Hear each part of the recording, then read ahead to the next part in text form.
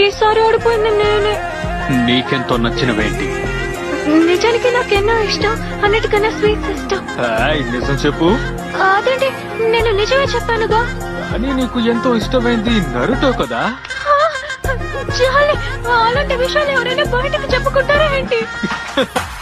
చందమామ నవ్వుచి బొమ్మ కొంచెం మందవమ్మ ఒప్పుల కుమ్మ తరించింద జన్మ నమ్మద్దు కుమ్మ తప్పేం లేదులేమ్మా పెట్టే వీడవమ్మ నవ్వుచి బొమ్మ గట్టే దాటవమ్మ కరాల గుమ్మ పట్టే వీడనమ్మ ప్రేమించవమ్మ పట్టు పూల కొమ్మ